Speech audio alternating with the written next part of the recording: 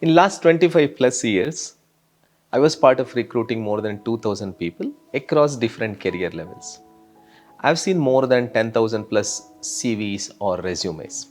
Today, I'm going to talk about some of the key points which are important to be there in your resume so that there is a better chance of you getting selected for the interview. The first thing,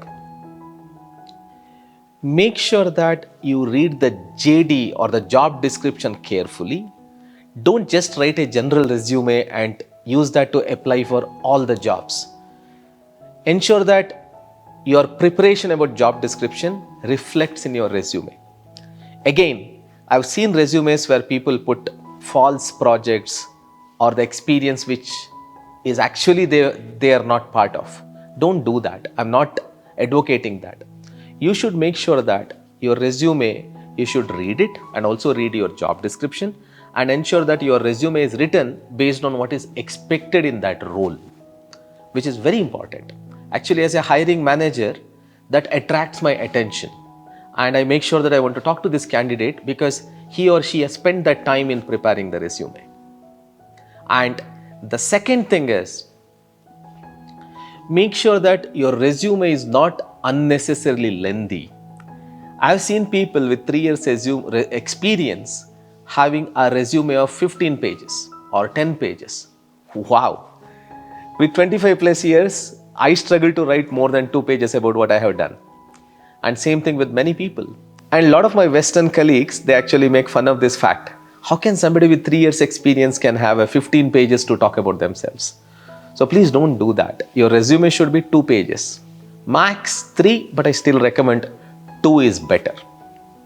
And next, I would like to talk little bit more about how should be your resume format. And you may find a lot of format on internet, or maybe your friends can suggest you for different ways of writing resume. But my request to you would be, your resume should be very simple, very clear and relevant. For example, imagine that you are applying for a marketing specialist role.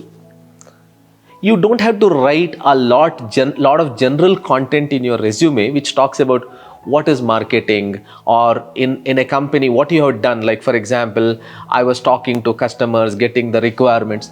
Not required, right? So those are the general things everybody knows. Rather, be very, very specific.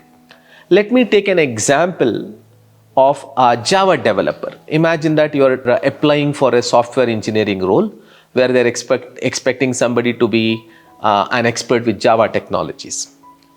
Now, let's make up maybe a little bit of story here. You have worked for an e-commerce company ABC and you are part of developing their portal. Now, you don't have to write 10 lines about the company or 10 lines about your portal. What you will say is, okay, ABC company has decided to develop the portal, which was expected to bring $20 million revenue and maybe 100,000 customers every month. Now, what is your role in that? I was part of order entry model and developed all the backend logic using Java, taken the responsibility of deploying it, testing it, and interacting with the users. It is very specific. And also remember, we don't want to just hire people to do the job or just do the coding. Rather, we want people to know why they are doing and what is the reason behind it, what is the impact it is creating for the organization, and also question the impact. Right? So that's a more that kind of thoughts should reflect in your resume. And the next important thing is, today we are in the era of AI. AI is everywhere, right? So some people are scared of AI and some people are happy with AI. But believe me, my outlook towards AI is, it's a great tool and a great innovation happened, which can be like a complement for us, for humans. Now imagine you're writing a resume. Don't just ask AI to write your resume. Then I think as any hiring manager, we can make out when it is just written by AI, and then we are not interested in talking to you. Rather, you write your resume as we discussed, with clear value, clear impact, and then you can also use AI to tweak this. You can ask AI to questions about whether it's really reflecting what you have done, or is there a little better way of writing it. So in that way you can take the help from AI, which would be much appreciated. Future, any employees in any organization, in any domain, you are expected to be literate in AI. You can't say that I don't know AI or I don't know how to use AI. And if I think further, last but not the least, a very important point is about cover letter.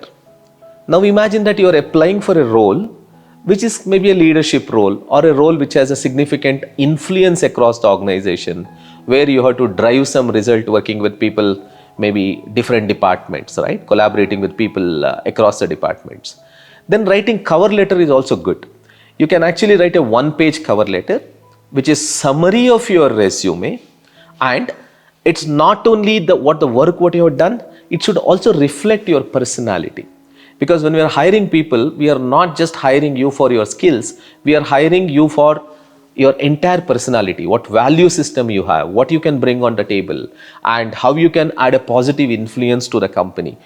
All this matters. With this, I would say, write a good resume, which is the first step to get called for an interview.